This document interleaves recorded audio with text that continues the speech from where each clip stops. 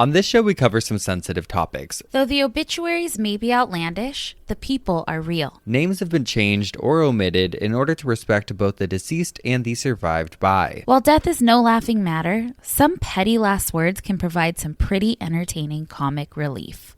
Welcome to Obituary.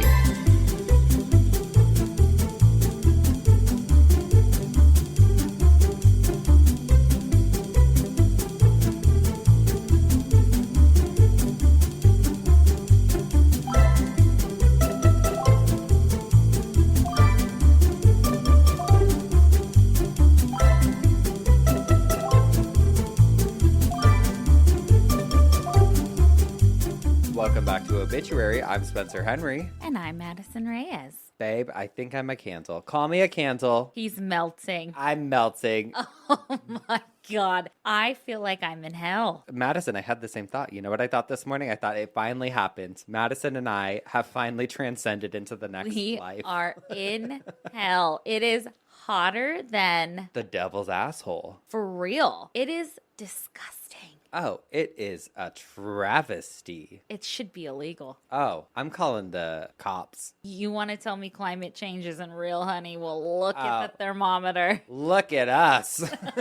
It's hitting us hard. Okay, heat is not good for a girl like me either because my thighs are rubbing together. Sweat in every crevice.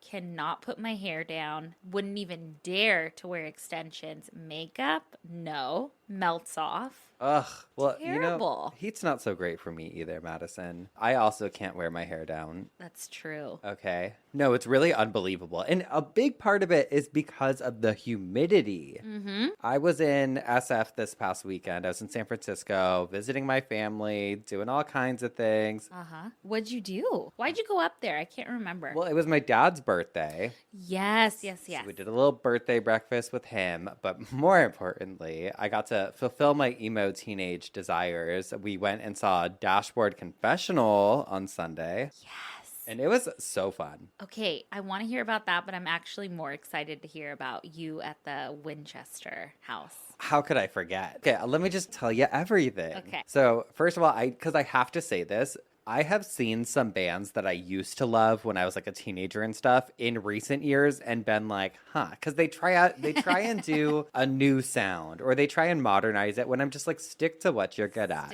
I hate when you go to a concert and it's like, we're just going to play our newest album that hasn't even come out yet. It's like, what? I know. I'm like, no, not interested. You know who does that all the time? Greatest hits. Morrissey does that all the time. Oh, yeah. All the time. Notorious for it. But no, he'll play some of his classics. But Dashboard Confessional, all old songs. None of the new stuff. But their new stuff I actually do like. Okay. I like the newest album. But played all the hits. Was so good. Such a great show. The next day was Monday. And I was flying home later that day. But I was talking to my sister. I was like, what should we do? Like, we have the whole day because my flight wasn't until like 7 p.m. Mm-hmm. And we decided to go to the Winchester Mansion in San Jose. I am jealous. I've always wanted to go. I'll go back with you anytime. I would Okay. absolutely go back. And I want to do a night tour next time. Ooh, they have that? Uh-huh. What is that? You go at night. You go in the dark. It was actually really cool. It's a really cool house. Mm-hmm. Isn't there like doors that lead to nothing? There's doors to nowhere. Uh-huh. There's staircases that go up to nothing. Like just go into the wall. It's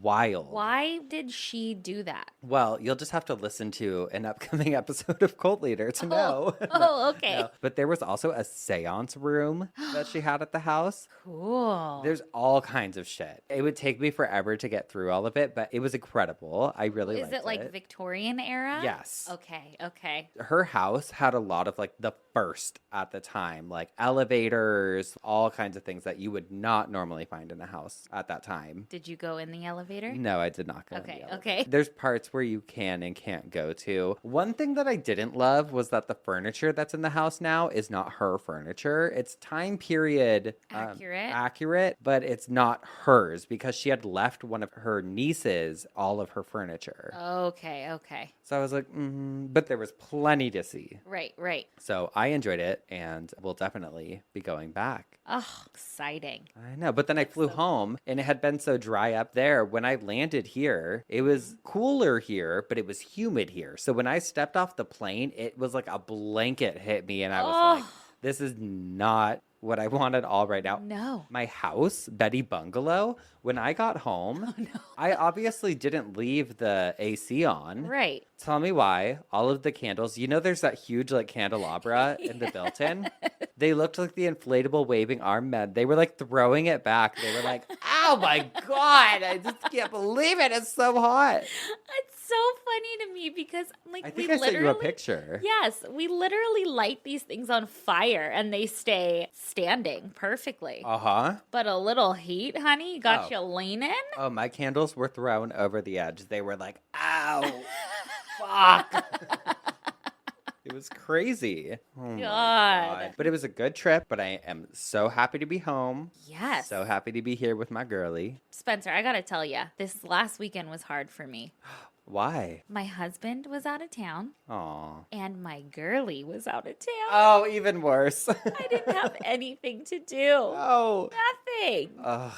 God, but we did make up for it. We went on a little adventure today. Oh, so Madison and I are very involved in each other's lives.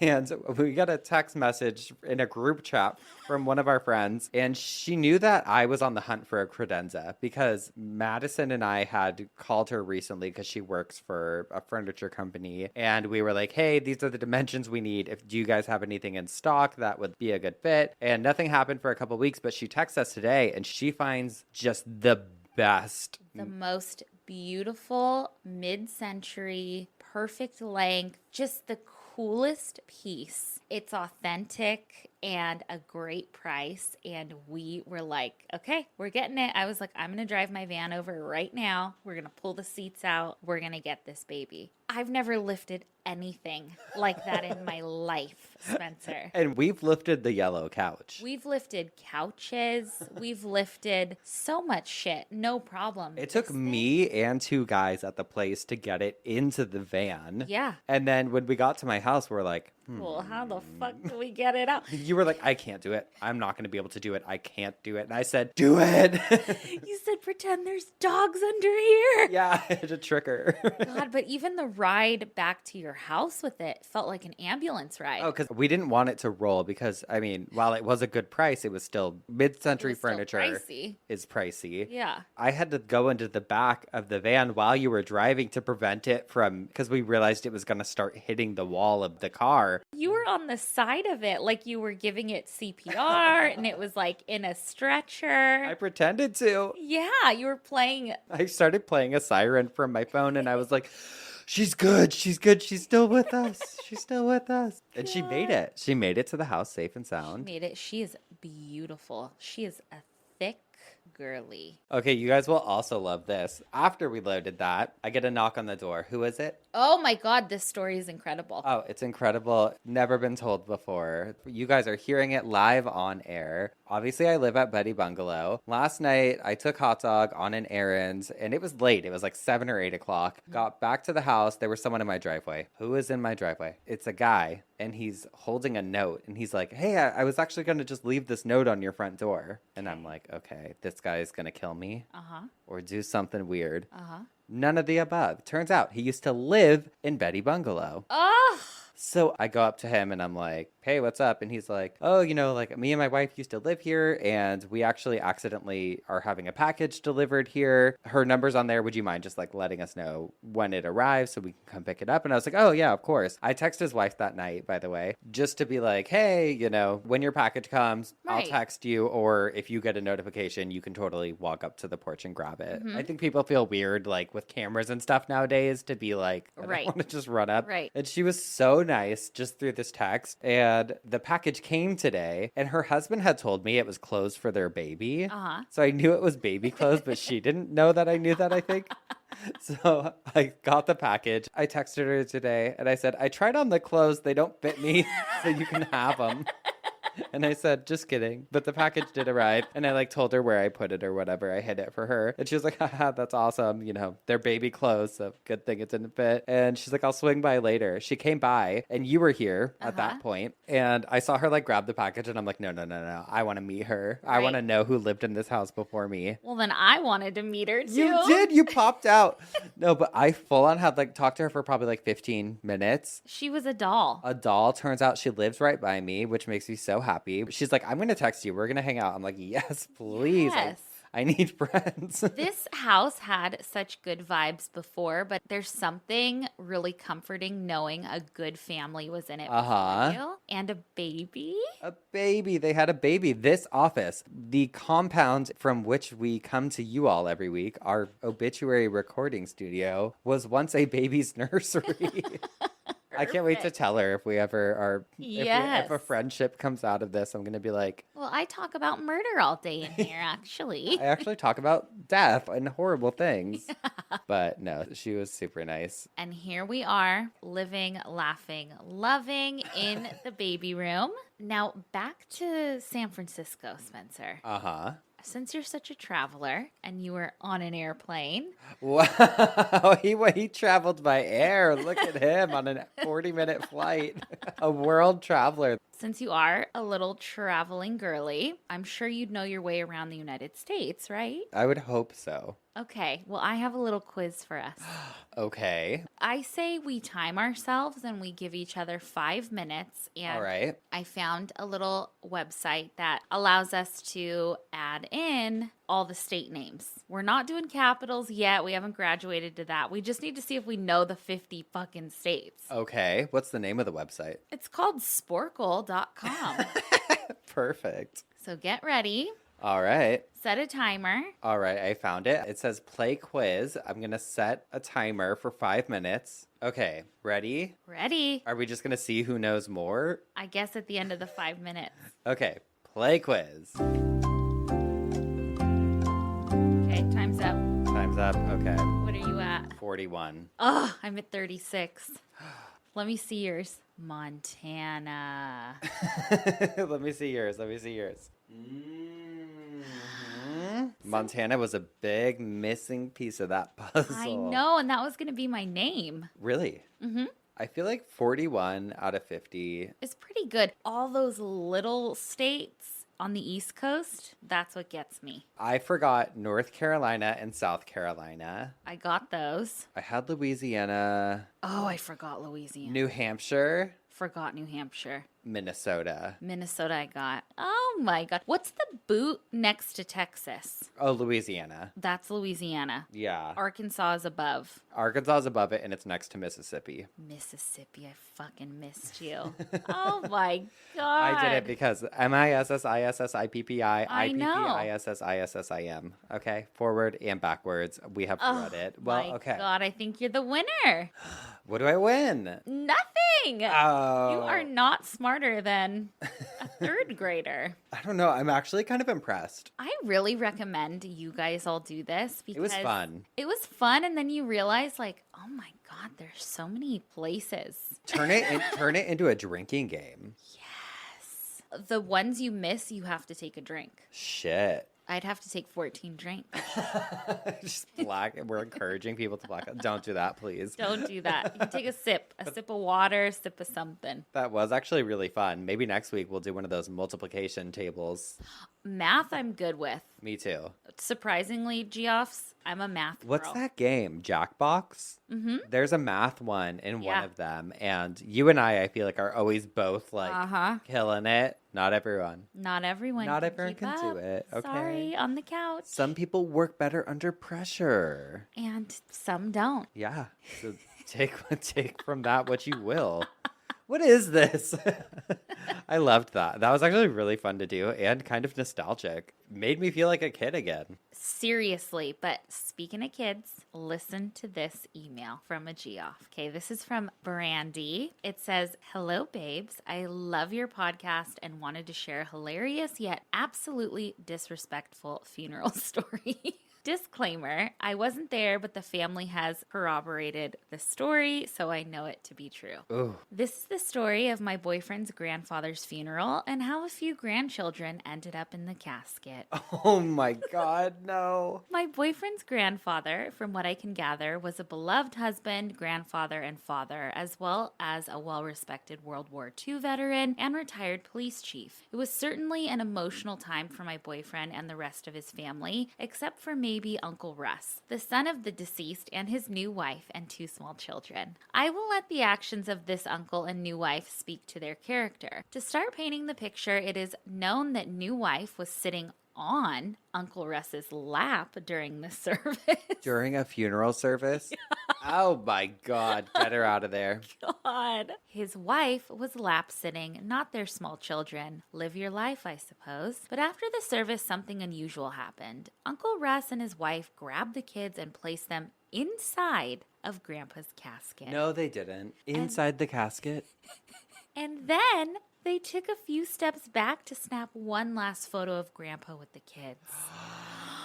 Oh, what would fucking the Southern ladies, what would the Southern belles have to say about this? Charlotte and Gaydon would lose it. Lose their minds. Absolutely lose it. This Geoff said the audacity of them both. That poor deceased man. Those poor children. The kids were small, perhaps. Yeah, wait, hold on. Can we talk about that for a second? How The trauma you'd have to traumatizing. unpack. Get in the casket with Grandpa, kids. The last one. Can't. The kids were small, perhaps too small to comprehend death, but aside from scarring the children, I just can't help but think that they must have literally been sitting on top of their carefully laid to rest grandfather. That can't be good, right? No, like a dent or something. I know. Luckily, it seems that only the immediate family witnessed this incident, but no one stopped him. I mean, what can you really do after the children are already tucked in with their grandfather's corpse? I would be like, what is going on here? I would be so mad. You don't know what's happening from the waist down in that. Not in a weird, gross way. I just mean like you don't know if there's any shoes on the corpse. You don't know. Don't know if there's shoes. Don't let the children in Grandpa's casket because you don't know if he's wearing shoes or not. Okay. Or like, what if they stuffed his organs? I don't know. I don't know what happened. We do know. Come on, think back. Think back. Well, I don't know his cause of death. True. Oh, true. Okay. Okay. It could have been an absolute nightmare under that suit. Yeah. You don't know. You're right. You could have heard him, okay? The coffin could have exploded too. Did you think about that? It could have. It could have been a mess. Yeah, you don't even know. A fucking mess. I don't know if these photos still exist. I am almost surprised that they were never posted on the internet. Not that I could find anyway. I know it sounds like these people would, but I was unable to locate them. I'm morbidly curious to see the awful sight and will send a copy your way if I ever do. Oh, please. That is a demand. Please. They go on to say, maybe all funerals should be closed casket. I don't know. Thanks for reading. I appreciate you both and your humor so much.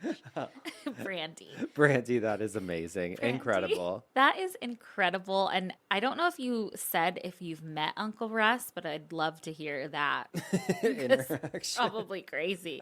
I just want the pictures. Please find a way this holiday them. season. Bring it up. Please send them. Send them my way. Oh my God. Some asshole behavior. And speaking of, I got 2 of them. Oh my God. Okay. You have 2 assholes? Well, not me personally, Okay. but I know a few. Okay, perfect. This first one says, am I the asshole for telling someone to stop only talking about her deceased daughter for once? Oh God, we've had one of these before and these piss me off. I know. At the beginning of the year, my mother lost her best friend, Claire, 58. Since then, Claire's mother, Annie, only talks about Claire every time I see her. When she comes to visit my mom, she goes through the photo books and says, Claire was so pretty here, or did you know that Claire XYZ, or comments everything my mom does or has with a reference to Claire. Never something to anyone else. I don't see Annie very often, so I thought it was only the grief speaking since Claire and my mom were very close. That it may be very hard for Annie to see my mom without her daughter, and that it would get better with time. When she invited us to eat at her home around a month ago, her other daughter, Vicky, same thing. Never a word about her daughter without mentioning Claire. Your sister this or your sister that. I could see that Vicky was very hurt by this and that this wasn't a unique occurrence. Last weekend, Claire's son, Ben, got married. married. Every time I saw them together, not a word for her grandson or his wife. Only Claire and what she would be wearing, say or do. Even in her speech, Annie started with, "My daughter would have had such a beautiful day today," and barely mentioned her joy for the grandson's wedding. A little before the wedding, Ben even told her that his mother would be in his heart all day. He put a photo of her in his chest pocket and made a toast in her memory, and in everyone else's, but that it was difficult to only hear about her. She answered him and said, "You will never understand what losing your child is." During the evening, I finally snapped and told her that it would be nice for Ben and his wife if she stopped talking about the dead for just 5 minutes and enjoyed the living during this time window. Of course, I am deeply sorry to have made Annie cry. I don't have kids, and I can't imagine what it would be like to lose one, but my frustration got the better of me. Ben is my childhood friend, and his wife Maggie is lovely, and it hurt me to see them both fearing any interaction with Annie on their special day. So Reddit, am I the asshole? Yes, you are the asshole.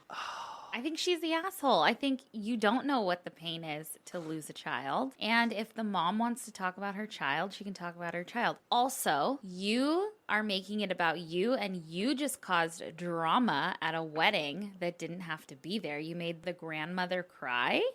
So how about actually in that window of time, I think she's the asshole. maybe you shouldn't have been an asshole. Sorry. If it was a different relative and it wasn't his mom that she was bringing up at the wedding, I could Right. see that. I could Right. see, like, if it was like a random relative who had lost a child, like, oh, so and so would have loved this wedding. Yeah, you're kind of out of line. Maybe bank those comments for later or something. Right. It's also not your place as a guest at a wedding to do anything like that. It also doesn't say Ben necessarily said anything to this person. It sounds like the Yeah. person writing this just assumed that he and his wife were uncomfortable. Right. And Ben, okay, you're kind of an asshole. That's your mother we're talking about. Yeah, and if your grandma wants to talk about her, well, just let her. Yeah. Oh, please. Oh, give me a Get break. this out of my face. What happened to respect your elders? I know. Well, some elders To get their ass kicked. they need disrespect. That's true. That's true. This one was actually written to us. Okay. A personalized Am I the Asshole that says, I was the asshole, well, bitch, at my father's funeral and weeks after. Hello, Geoffs and hosts that have kept me going. I recently lost my father to suicide on August 18th of 2022. Oh, that's Just weeks ago. weeks ago. I'm so sorry. So sorry. I have never experienced grief like I have until now. Losing a parent unexpectedly is very, very traumatizing. I can't explain how or why I spent an entire day worrying if he had socks and underwear on before his funeral, despite the fact that he was being cremated. Nonetheless, I wanted to share a couple things after listening to your recent episode. While you were talking about the Southern Belles and the assholes, I realized that I was, in fact, the asshole at my dad's funeral, and let me tell you why. Oh no, an epiphany. Oh no, an awakening from the Southern Belles. But first, let's start with a very sweet memory of my father. He was a huge fisherman. He would go pick up trash at the parks as a hobby. Oh, so in light of his funeral, we put him in all his fishing gear, and when I say the crematorium was shocked, I mean shocked. Oh, I love it. Shock 'em.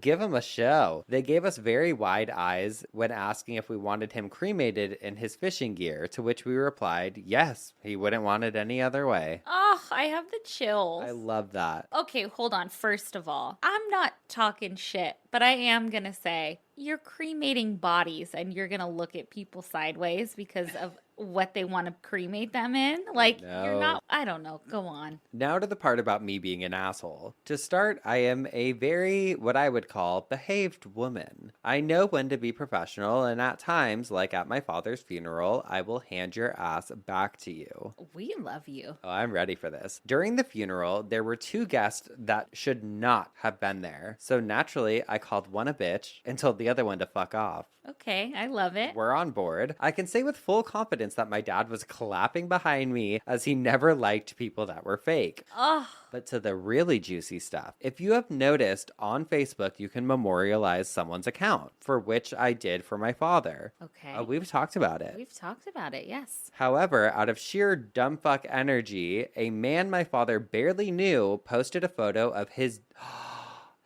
dead body in his casket. No. I was shocked. I can get over the exposed shoulders and lack of proper attire, but good gosh, his body? Oh I'm in shock right now. I didn't even know what I would do. I would throw somebody through a building. Honestly, thank God social media wasn't around when my grandma passed away. My grandpa probably would have done this, but one of your nieces or nephews would have been posting it on TikTok it or would have something. been in the casket too. That is horrible. My stepmom and brother called him, for which he gaslit them into the sunlight. So naturally, I took it one step further. I messaged his entire family, his wife, daughter, son, and do you think they were appalled and embarrassed? No. Oh, cut from the same cloth as Daddy. A chip off the old block. Wow. The daughter said, and I quote, "This seems like a scam, bait and to block him if I was uncomfortable. I lost my damn mind. It was my father's body for which my younger brothers, age 8 and 12, have a Facebook and could come upon that any day. And Or not someone could grab it and make a meme of it, or... And not to mention, who the hell does that? I had to send a photo of my father and I to prove it, and still I was told I couldn't control the internet. Wow. Fuck them. Trash. Trash. Long story short, the post was deleted, and in the end, I was called a bitch. I will forever be called a bitch for that, and I will wear that proud. Wear it proud. You should wear it proud. I would wear it proud too. I would wear it so proud because they deserve everything coming to them. Ugh, you need to get a necklace made that just says bitch on it. Oh, a babe in total control of herself, okay? That's what a bitch is. Yeah, so we love an acronym. Anyway, I hope you enjoyed this and thank you for doing what you do. I found you on your second episode and I never knew the impact you would give me. I felt a sort of peace in knowing the death process as I am a woman of science, and it answered a lot of the unknown questions I didn't know I would have. Much love, Nikki. Yes, you can say my name. Oh, Nikki. We're so sorry to hear about your father and so grateful that we could be of some relief or ease some of those thoughts that people typically have during those times for you. Oh, absolutely. And your father would be so proud. Oh, he would be probably loving it that you were just like, oh, I'm going to send it to the mom, the dad, the son, the daughter, sending it to all of them. I can't believe that. I honestly cannot. That's shocking. Shocking. I even think it's shocking when you see celebrities in their casket at like a closed funeral. If it's an open funeral and press is there and everyone's cool with it, okay. But that is so disrespectful. Crazy. You know what? When that guy dies, you better believe. Oh, you better show up there with a Polaroid. Get it in print, babe. No, show up with your phone and just do a live. Live stream. Go live. Go live. See how he likes it. Oh my God, I love it. Well, let's take a quick little break here. Okay. And then I want to hear if you got a side bitch for us. I sure do. All right. Well, we'll be right back.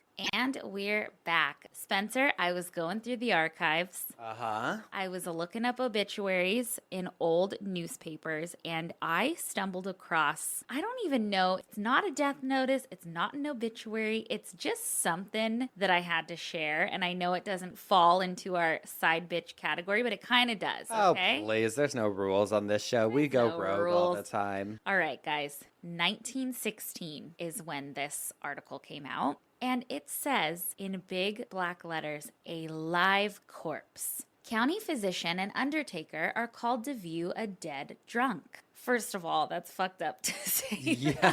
1916, though. County physician Neffy and undertaker Clayton both went after the body of a man who was found lying along the road leading from Gravel Hill to Millhurst Sunday morning. But the man proved to be dead drunk.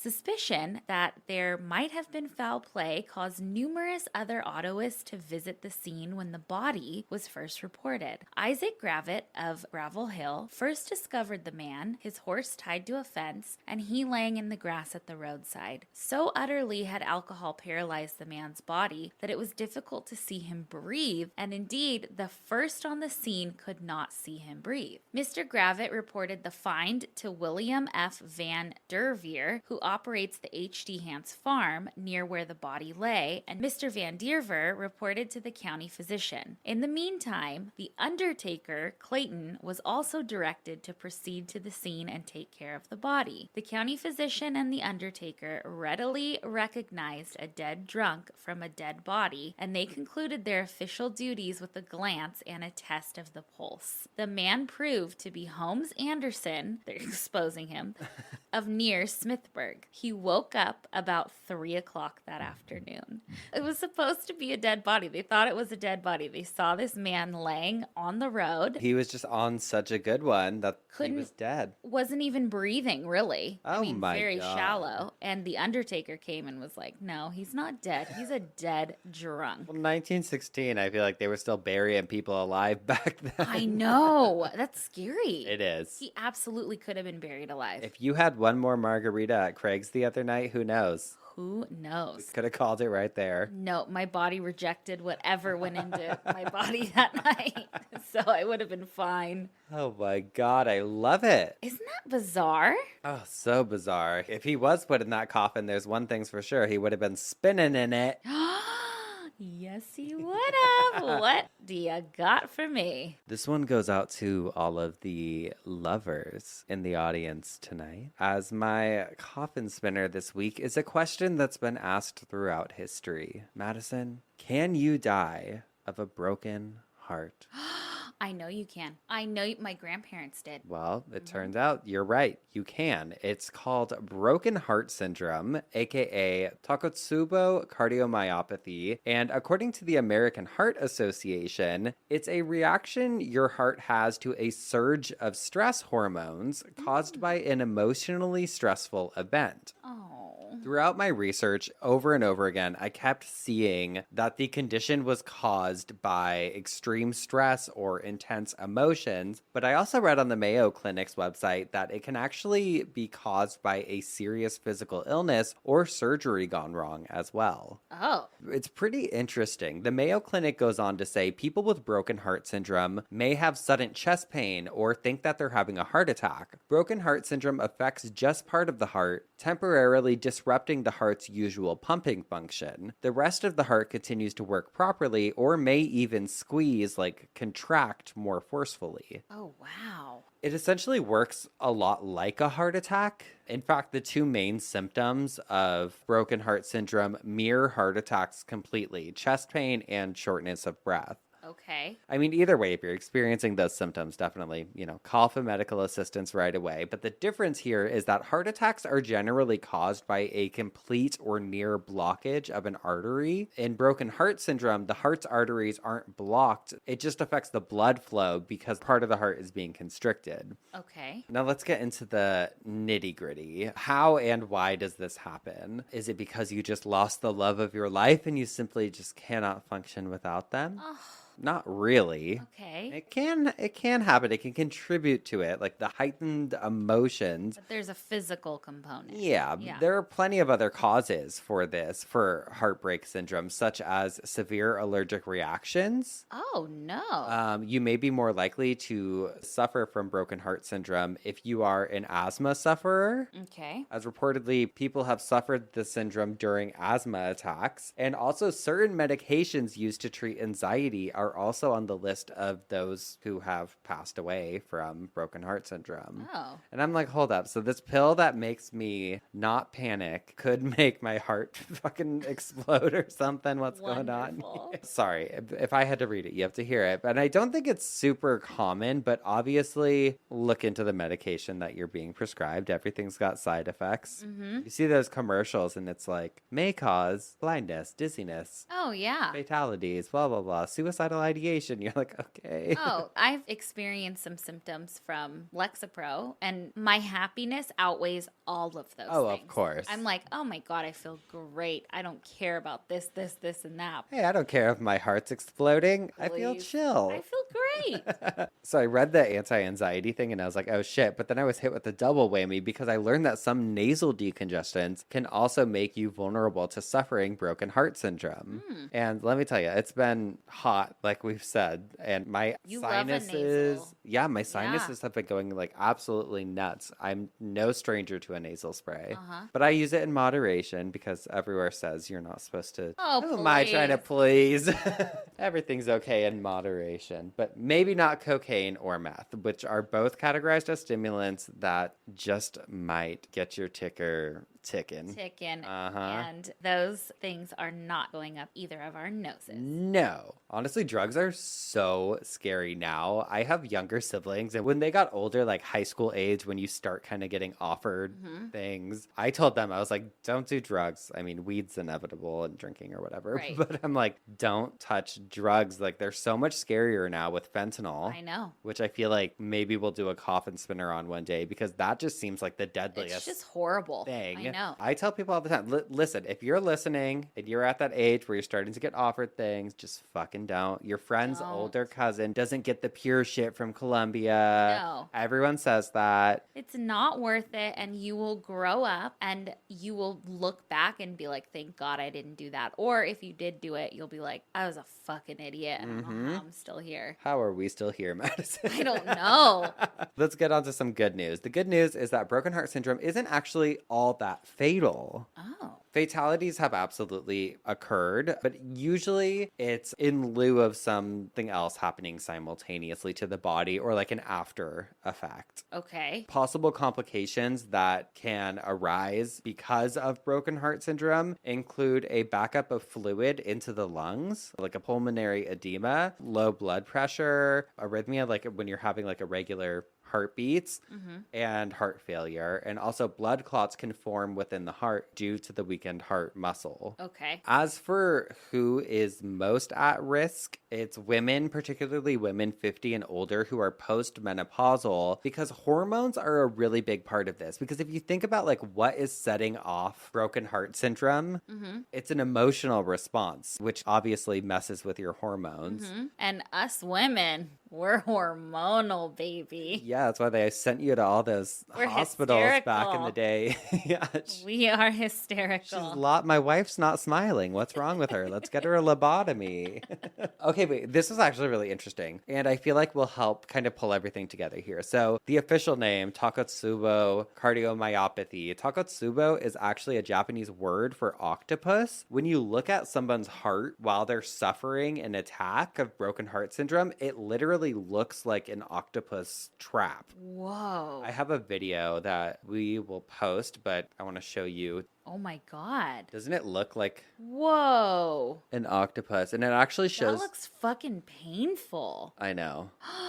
It's weird to see. It's like an X-ray, so it's weird to see that of a human body. Oh my God, poor baby. That little heart. I know. Suffering. But you can see like the octopus shape, Yes. right? It looks like it's like pulsing when really it's just like I said in the beginning, kind of constricting the muscles. I also saw that it's a very similar response when they say people are like scared to death. That can also technically be categorized as broken heart Oh. syndrome because again, you're having that like heightened emotion and it's like constricting the muscles in your heart. Oh my God. So while you hear these beautiful stories like, oh my God, my grandfather died 2 years after my grandmother to the day, just couldn't live without him. Really, it's like they were my just scared. story. Is that your story? Story. Okay, tell us your story. No, my grandma died Christmas Day, like 15 years ago. And then the following Thanksgiving, my grandpa died. And they were together for their whole life, you know? He didn't want to do another Christmas without her. He didn't. Aw. He didn't. It's sweet. And no, but also could be true. Like, don't let, I know we've been No, it doesn't very say that medical. on his death certificate. But it's just like a picture of a broken heart. It's romanticized, I know. No, but it also is technically true because if they're in a really deep state of grief or something shocking happens, like you lose your partner, you lose your husband, your wife, whatever, you can experience broken heart syndrome, which could lead to death. I fully went into this, I just gotta say, like a dumbass. I feel like I'm kind of a hopeless romantic sometimes. Well, when you said this topic right now, I was like, Fucking Blue Valentine. I know, because I Probably. watched Blue Valentine a few weeks ago. I am a hopeless romantic. I thought this would be like, I would find endearing stories of like, whoa, this person died immediately Like after we were going to be crying. love of, yes. Sitting here. Yeah. It didn't happen like that. It got very medical. But I will end with a list that I found on Thought Catalog of people. I'm sorry. THOT? No. Okay. Thought Catalog of people who died of a broken heart. Oh. So this will be our dreamy side of things. We have first up Johnny Cash, Oh. one of my June? all-time favorites. Oh, and June. We used to listen to them. Well, still do, but I feel like we really had a period. Okay, we had a period where we would stand in your kitchen, you would play guitar and sing, and then I would sing June's part. Yeah, we like a little duet. So wait for that. Who knows where this journey will take us.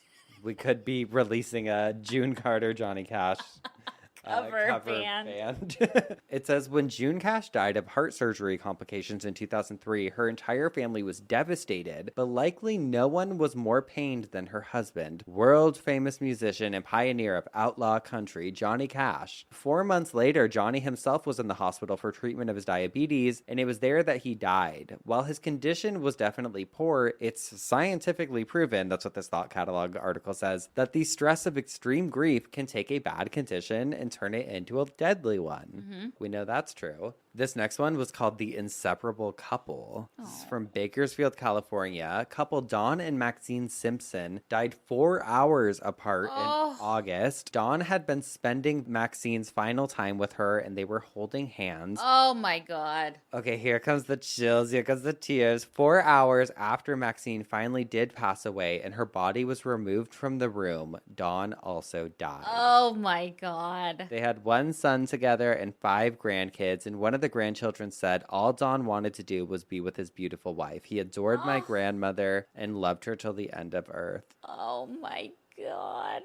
Okay, there's one that they call the high school sweethearts, and they were married for 63 years, Elizabeth and John Fascia, who apparently had a fairy tale marriage. However, after John died of cancer, his widow, Elizabeth, stopped eating, stopped leaving the house, and was deeply depressed. In an attempt to help her, Elizabeth's family decided to take her on a cruise to Bermuda, where she and her husband John had honeymooned after they first got married. All seemed to be going well until a few hours into the cruise when Elizabeth suddenly suffered an aneurysm and died the next day. Oh, you lost me with fairy tale marriage. I hate when people say that. I hate when people pretend like we are fairy tale. Sometimes it is a fairy tale. Okay, this one's wild. So, the oldest couple on this list is Clifford and Marjorie Hartland, who were 101 and 97.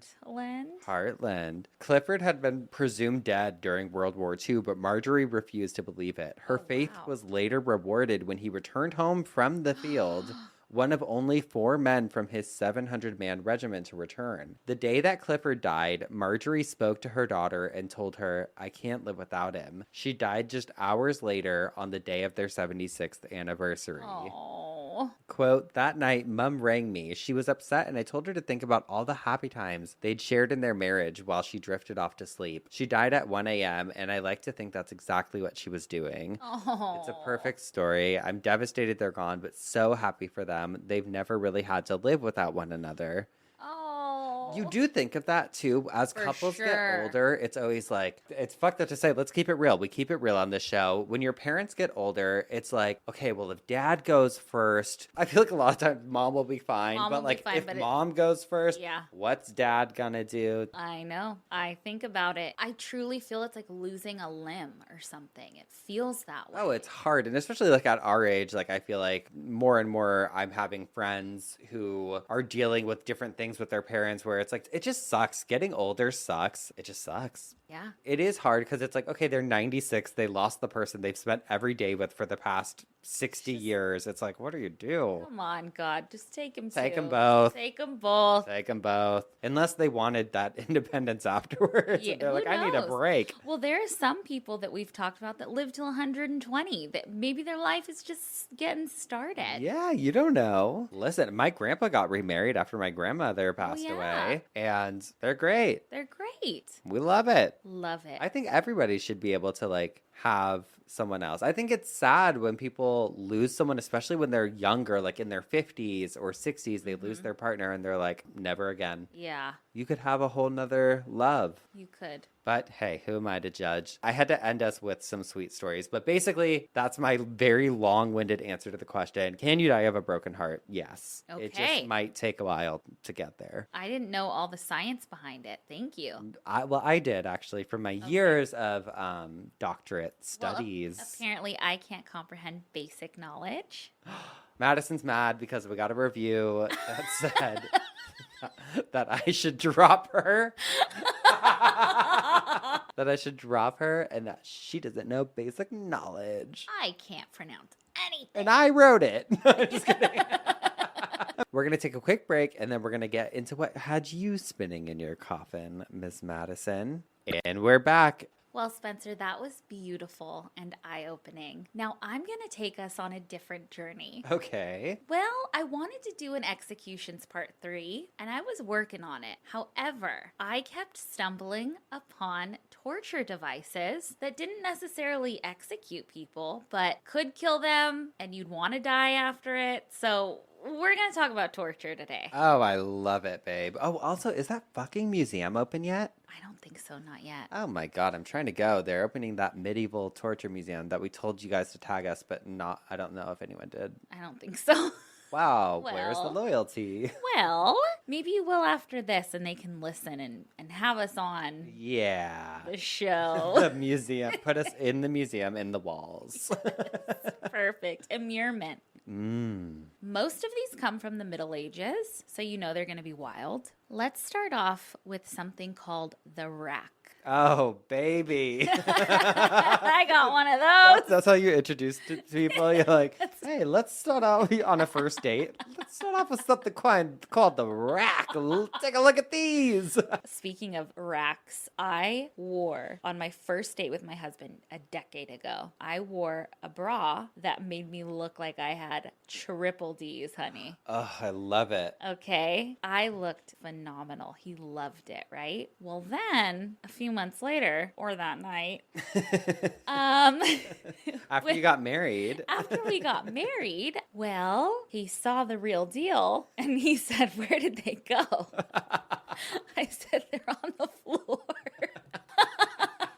So, They're not on the floor. no, I'm not saying saggy. I'm saying literally they're on the floor. The bra. You said that like, "Aw, they're not I'm on like, the I've seen them. They're on they're at your belly button now." Will you tuck them into your pants?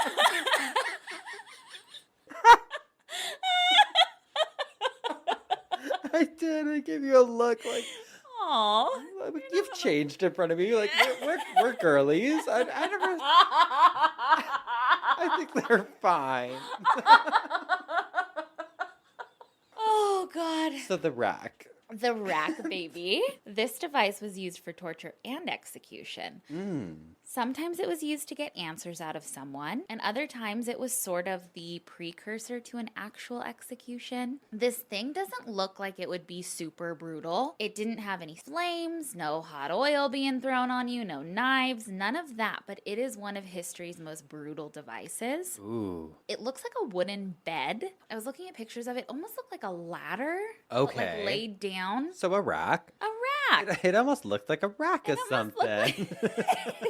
But there were like roller things on it. Kind of like a massager. We'll post pictures. Yeah. Almost like a foam roller, it looked like. Okay. Where your ankles would be chained and then your wrists would be chained. Don't like that. I do not like that. This device would slowly stretch you out. And it wasn't a fast stretch. It wasn't like we're drawn and quartered situation. This is a slow, agonizing stretch. Everything that I read was the pressure that you would feel was so terrible, so heavy. Think of your bones popping. Well, okay, you could start to hear popping noises from a person's joints, eventually leaving them permanently dislocated. Muscles would be stretched beyond repair. Bones would crack.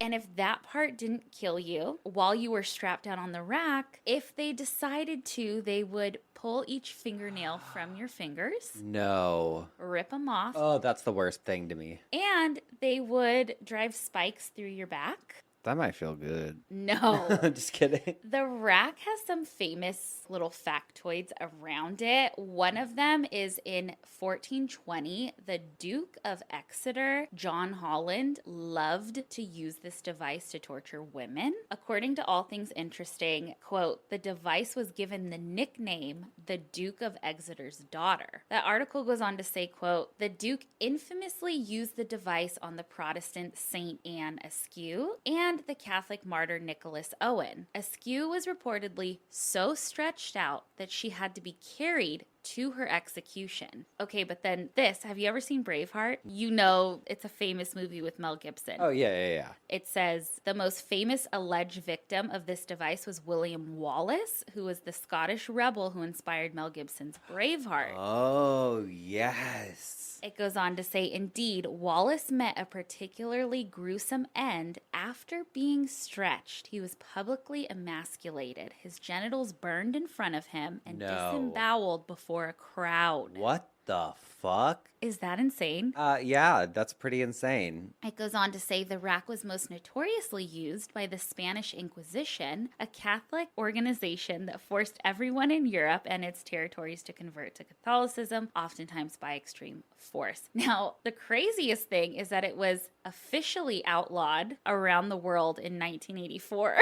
1984? I think it had stopped in like the 18th century. But they didn't really ban a lot of things, I feel like, know. until much after, or much more recently than we would think. Yes. Okay, Spencer, this one fucks me up. It makes my vagina curl inwards and up into my stomach. I hate this.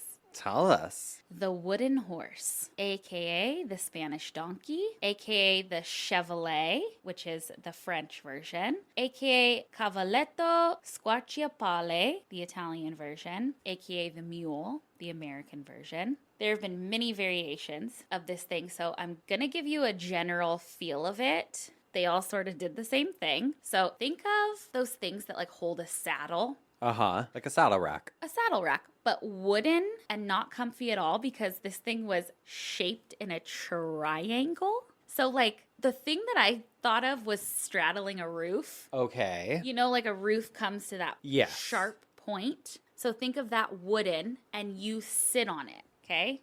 Can you picture it? I'm picturing it. Okay, so the earliest known reasons for this quickly is that it probably had to do with punishing people who were not Catholic during the different inquisitions and primarily used to torture women. Again, you had to sit on this thing. It's a triangle. That already hurts, right? Yes. You then had heavy weights tied to your ankles to weigh you down. Fuck. With your hands tied behind your back. Some variations had little spikes on top, so you were just sitting on spikes. While you can't do anything. You had to sit there in agony for hours, even days. Also, some of the variations had wheels on them, so it could be rolled around, which already hurts me. Oh my God, they took it on tour? It also had a tail and a head attached sometimes, so you get the whole horse experience. Here's the kicker, though. They would tickle you while you were on it with a feather. No. They would tickle your feet, so you would move. If the feather didn't work, they would burn your feet. What the fuck? This device left many people dead due to exhaustion, also from bleeding out. I read on ancientorigins.net that, quote, if the punishment was intended to be even more brutal, the victim would be split into two halves. I was like, how did they split them into two halves? It was their fucking gooches ripping. Oh my God. Are you kidding me? And they would bleed out. Hold the hole. Like they cut when you have a baby sometimes. They have to cut that. They don't cut hole to hole though, baby. No, not like Sometimes this. it rips hole to hole. But yeah. And you can absolutely bleed out. Many people, if they survived, were never ever going to walk the same again. Most likely your genitals were going to be absolutely mangled. Oh, destroyed. And you could even break bones from this. I guess many people would have broken their sacrums. Like groinal bones? Your sacrum, I think, is like that like triangular bone. I don't have one of those. Oh, okay.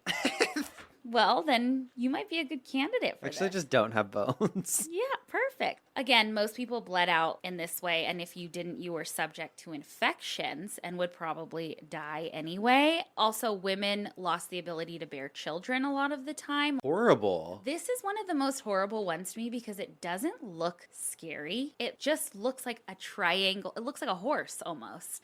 But sitting there with that amount of weight and pressure and the spikes and Why did I know though? I feel like maybe just we're so accustomed to torture now, but I was like, they put weights on them, huh? Or well, you know what I was actually picturing? I was picturing when you were before you said it, I was like, what if they put weights like around their neck or like something to push them down? they would sometimes make them hold something heavy. And they're tickling them. It's fucked. It's annoying, it's brutal, and it's rude. So rude. And allegedly, George Washington was like down for it. Like he went on it? No. During the American colonial period, it was used a lot, I guess, with like Confederate soldiers. And George Washington was like, yeah, that's fine. That's crazy. That's how he used to chop down cherry trees. Yeah. Perfect. He Welcome to history. chopped down people's cherries. History with Madison, Mr. Eyes. This punishment also led to another punishment called riding the rail. And it's very similar to the horse. You would sit on like a wooden rail and people would hold it up and they would stroll you through town. Embarrassing. You'd be tarred and feathered and then dumped out of the city lines. It was also known as being run out of town on a rail. So I don't know if you've ever heard that, like, oh, she was run out of town on a rail. Yeah, my barber from 1886 says it all the time. No, I've never heard that. I've heard I've got railed last night. Oh, baby. But that's about it. And then he hit the road. Yeah, I left state lines. He ran out of town. Okay, speaking of tickling, let's talk about some Spanish tickling, aka the cat's paw. This thing really does almost look, it's a device. It looks like a paw or a hand, but it's made out of metal and it's extremely sharp. Oh, and fuck. it has like a handle. This torture was often done in public, mostly done to women. God. I know. Women are just... Oh, wait till I'm going to get to one that's going to make you laugh and cringe. So you're hung by your hands. You're in public sometimes, probably naked. Then the torture, what do we call the torture person? The torturer? The executioner? I guess they're not an executioner, technically. But I think an executioner would probably have to do that job. Is that within their scope? I don't know. We'll look into it. Okay. You're hanging. A torturer. Okay. They would take this paw and run it all over your body. Ouch. The paw would rip its claws through flesh and muscle. It was that sharp. Often you didn't die from the cuts, but you died from blood poisoning because the claws were not cleaned. Ew, like infection. Infection. Oh my God. Our friends at torturemuseum.net, Our frenemies. they had a description on it on their website, and it is fucked, and it gave me chills. It's a fictional description, I believe. It says, quote, "See this woman here with her legs and hands bound? She has committed 2 crimes, cheating on her husband and stealing his gold. It's something that certainly no one is going to ask her about before they begin the tickling. If not for the bruises and blood blisters on her face and naked body, one might be able to call her beautiful. The man administering the torture adjusts the cat's paw on a long wooden log. To begin, he lightly trails the metal claws along the adulterer's skin and tells jokes about unfaithful wives. Her abdomen and thighs are unhappily covered in beads of sweat, and her breast thrusts in and out from the heavily intermittent breathing. Without stopping to laugh at the jokes, the executioner abruptly and in one motion immerses the upturned spines into the thighs of his victim, slowly leading them downwards. The rusted metal engrains 4 rickety stripes into her pale skin, revealing the sight of pink muscle fibers. The woman beats her head on the board, screaming in a way that it fills the ears of anyone around to listen. But the torture does not stop. The cat paw is reluctant to come out of the mangled flesh. It got stuck in her flesh. Oh. Ragged flaps of skin lightly dangle in the clammy basement draught. The next helping of tickling uncovers the rib bones. The executioner douses the woman in salt water. Oh my God. And while she squirms from the eroding sensation of suffering, he presses the cat to her left breast. Enough, says a trembling voice. The deceived husband can't endure her torture any longer. Oh, didn't have anything to say when she was getting the fucking salt water, you son of a bitch. Son of a bitch. All right, let's move on. Pear of anguish. So the pear of anguish is also known as the Pope's pear, or the choke pear, or the mouth pear. And it's a medieval torture device. So it looks almost like a whisk, I want to say, like the shape of it. Let me show you a picture of it. All right. Like almost like the shape of a whisk, right? So you have the pear shape and then it goes out into a handle. These could open and close. Like it could open like a flower and then it could also close. But there were spikes on the end of it. Where was this going? All right. Well, the pear was inserted into many different holes and then opened once inside. What holes? I need specificities. It could be placed into someone's mouth. If they did, they'd place it in, open it. It would dislocate your jaw, break your jaw. Teeth. Your teeth. Cheeks. And then you could also twist it around. Oh. The torture person. The roof of your mouth.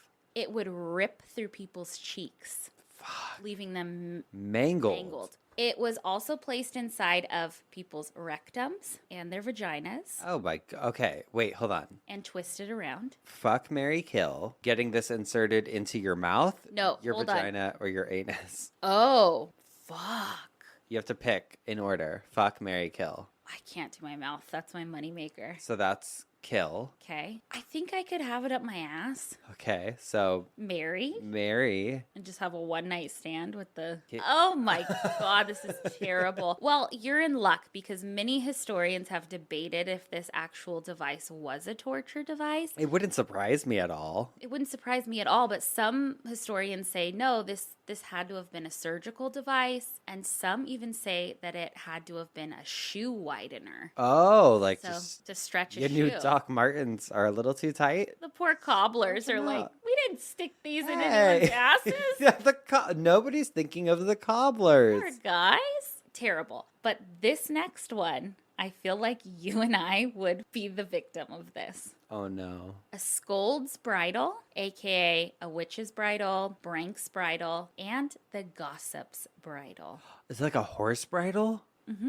Along those lines, but this was used to punish gossipers. Oh no, we'd be so fucked. We'd be fucked. We love to gossip. It's all we do. Primarily used on women and often at the request of their husbands. This particular device dates back to the 1500s. Sometimes this whole thing was done in public, like the placing of the scold. And I'm going to read you something so you can get a good feel of it. But you were often beaten in public, and then you had to wear this bridle, okay? I've also heard it be referred to as the mask of shame. Allthingsinteresting.com says, quote, the scold's bridle was comprised of several strips of iron that surrounded an iron muzzle that would be wrapped around a woman's face like a mask. A small piece of iron, known as the bridle bit, would be placed inside a woman's mouth and pressed upon the tongue to prevent her from speaking. Kind of like that thing you put in a horse's mouth when you want to control it. That's like what I'm picturing, like said. the bar, right? Mm-hmm. Sometimes The bit even had a spike on it, which would puncture the tongue if speaking was attempted. The woman's husband, upon hearing that his wife had been engaging in a round of gossip, would secure the bridle to his wife's face to teach her a lesson. As if the iron mask and its mouthpiece weren't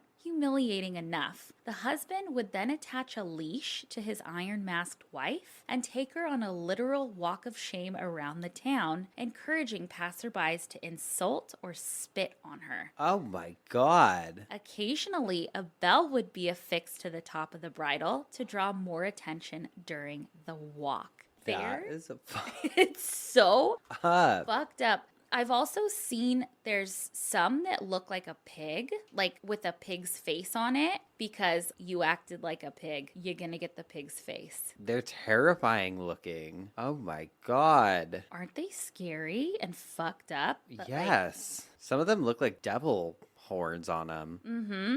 Oh no, this lady's mouth is just held open. It reminds me of what the pig puts on you. And Saw, when they put those things on your head. Creepy. We'll post pictures. Creepy. That was some torture for you guys. Oh my God. Well, you tortured us for the last 30 minutes with that. My God. Sorry. No. Okay. If you had to pick one of the ones that you talked about today, Gold's bridle. that's what you would pick. I would march around town all day long. Oh, let them know. We gossip and we're proud. Sorry. Oh, please, we got caught. Oh my God, we'd be wearing them. They'd have to strap them to us permanently. You know, the second those came off, we'd be talking shit. We'd be like, oh my God, bitch. I'd call you up on cans or whatever they used at the time. And I'd be like, did you see me getting taken around town today? Imagine. I'm like, oh my God, did you see me? Oh, no. They put a bell on my head this time, girly. I really did it. We are monsters. I really did it this time. Oh my God. Oh, please.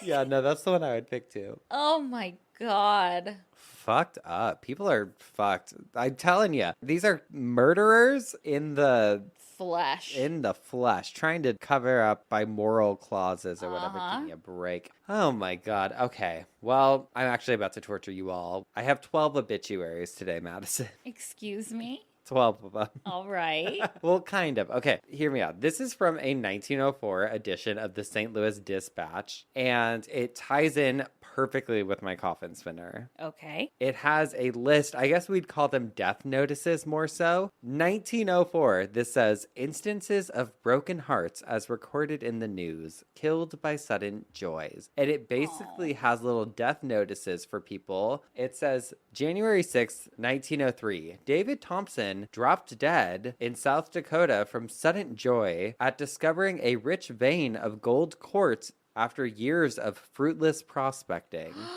That's unfortunate. You were digging for gold your whole life. You finally strike gold and Can't handle it. you're done. February 11th, 1903, John Whitney, an old sailor, dropped dead of joy at 55 Downing Street in New York City on hearing that a wealthy Quaker family of Jersey City had offered him refuge at his old age. Oh. Old man thinks he's finally gonna be taken in by a family and then drops dead. November 2nd, 1903, Frank Burns dropped dead with joy at 478 East 177th Street in New York City on learning of his appointment as a teacher in the public schools. So this guy got a job. I think some of these are the wife poisoned him. Oh, probably. I don't know. Listen, we talked all about it. All right. You never know what it could do to your heart. March 2nd, 1904, Mrs. Springsteen, because God forbid you're a woman, you don't get your own name in these days. Yeah. Mrs. Springsteen dropped dead of joy in Binghamton, New York, upon seeing her son who had returned home unexpectedly after a long absence. You're gonna kill your mother. Oh, no. You're gonna give your mother a heart attack. Oh, my God. March 14th, 1904, Edward M. Sturgeon dropped dead of joy at El Paso, Texas, from having sold a mine that he discovered after 20 years' search for $600,000. Wonderful. He didn't drop dead from joy. He fell in the mine. They wanted that mine and they took it. Okay, the other 7 are people that were killed by grief and fright. Oh, okay. August 29th, 1903, Jenny Fellman of 38 East 112th Street in New York City dropped dead at Far Rockaway at the result of a shock from being dragged into a surf by frolicking friends. So she got dragged into the water. Terrifying. Dr. Charles Gardner dropped dead at Emporia, Kansas from fright when a patient on whom he was operating on developed a sudden hemorrhage. So the Oh, patient no. died during surgery and he was like, oh fuck. And then he drops dead. Oh, no. Oh, 2 bodies in a room. October 12th, 1903, Johnson Chase Hull, a veteran letter carrier, dropped dead beside the coffin of his brother from grief at 1385 Broadway in Brooklyn, New York. So at his brother's Wow. funeral, saw the casket and just did him in. Mrs. Elizabeth Forschleicher, a patient at Governor Hospital in New York City, dropped dead from fright when an owl... I'm sorry. When an owl flew blindly in the window of her room. I would drop dead too. Me too. Oh, man, owls are scary. They are scary. Those little barn ones. Oh my God. The Keep barn them owl. away. Oh, Sorry. God. Sorry. Daniel O'Connor, a waiter, dropped dead of fright in the Morgue, a saloon at 10 Bowery, New York, as a result of witnessing a shooting affray. Peter Kuhn was found dead in bed with a look of horror on his face in Norris City as a result of a practical joke. His friends had frightened him to death by an arrangement which filled his room with strange noises during the night. Oh, no. Where the friends just show up in his room like... It just killed people. People used to die. I'll say See, it. that's why... People died of everything. it. John Lockwood of Richmond, Virginia, died suddenly of grief over the failure of his 2 sons in business. Oh, my God. That's brutal. Imagine being the sons. Like, oh, sorry, Dad. I really wanted to make this business work, but I couldn't. Anyways, there you go. Fucking 12 death notices from 1904 Wow. of people who dropped dead either from, heartbreak or Grief. or an owl flying. Yeah. Really wild stuff here. Wild. Yeah. What about you? What you got? I have a modern day obituary, and I'm going to change the name because it feels like it came out of 1904. Oh, God. It's just weird, and I feel like it spills a little too much tea. Okay, let's hear it. Let's call this woman Susan. Susan, 30 years old, died February 5th from terminal cancer at University Hospital in Augusta, Georgia. She is survived by her daughter and husband as well as her parents. Susan's life journey is an amazing redemptive story. 2 years ago, she moved to the small southern town of Midville, Georgia, with her husband in an attempt to hide from their problems, their drug and What? alcohol addictions, and the law. Despite their issues, the wonderful people of Midville adopted them as their own and unselfishly assisted them in settling down as new members of the community. Unfortunately, the addictive lifestyle continued, and last spring, Susan, in tremendous pain, was hospitalized and told that she had terminal colon and liver cancer. Weeks later, God spoke to Susan, giving her a choice between continuing her life of eternal separation or repentance and eternal life. She chose life. Sometime later, and again in great pain, Jesus appeared to Susan in a vision. What? He was standing in a garden, dressed in white, and had crystal blue eyes that radiated his reassuring love for her and all those who live for him. Then an evil presence was felt, and Jesus' eyes turned to fire. What? Fire of protection for those who choose him. Fire of damnation for those who reject him. Susan's deathbed testimony that she pleaded to be shared is, "Cancer saved my life. I would have died and gone to hell if I continued in my lifestyle. I am so grateful that God saved me." Wow. The end. Nothing like a fire and brimstone obituary. The fuck? I thought that was crazy. I mean, of course, I'm sure she was in absolute agony with her diagnosis of cancer, of course. Yes, rest in peace. But why do you gotta add in all the other stuff? Really crazy. You ran from the law? I know. Honey. And the husband, but the town took them in. Town took them in. Oh, good for them. I know. It's beautiful. It is a beautiful story. I love that Jesus had fire in his eyes. Oh, that's my favorite version of him. Oh my God. Well, we've spun in our coffins. We've bitched our obituaries. I guess that means it's time for some dumb Ask criminals. criminals. let's do it. Mine's a very old newspaper clipping. I believe also 1904. It says October 23rd. I just loved this story. Mrs. Nanette Lillard, who yesterday accused Mrs. Maud Ridley of giving her poisoned candy. Oh no. Late this afternoon confessed to the police that she bought the candy and put the poison in it. So she poisoned herself. She did so, she said, to turn Mrs. Ridley against her husband, R.W. Lillard, a newspaper reporter. Oh my God. Mrs. Lillard's confession followed her identification by the clerk who sold her the candy. As she admitted the poisoning plot was her own, Mrs. Lillard fainted. She told on herself and fainted. She was removed to her home in a weakened condition. Mrs. Ridley, who said she loved Lillard, was released on bail by the police this afternoon. The charge of attempted murder was placed opposite her name on the police blotter when she was arrested yesterday. Tonight, Lillard and his wife said there would be no prosecution of Mrs. Ridley. Mrs. Lillard, in a signed statement, said she had forgiven Mrs. Ridley. She asked for the privilege of going back into privacy again with her sorrow. Her motive is expressed in the statement as followed. What I wanted and all I wanted was to protect myself from what I believed and still believe was an imminent danger. I believe that I have accomplished that object. There is nothing more for me to do. Oh my God. Imagine wanting dick so bad that you would poison yourself. Candy. Oh my God. That is insane. Yeah. I love that. She did it for the dick. Nothing like a classic early 1900s dumbass. I love that. They have the best ones. It's always written so funny. It is.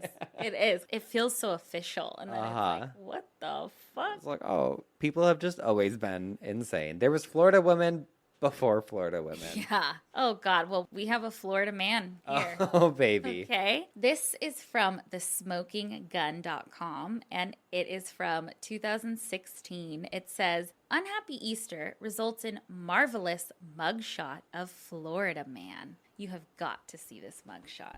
What, does that say hole on her forehead? It says holla. It's tattooed. Like, I think it's spelled wrong. Well, it's not hola. It says like holla. The article says, meet Charles Easter.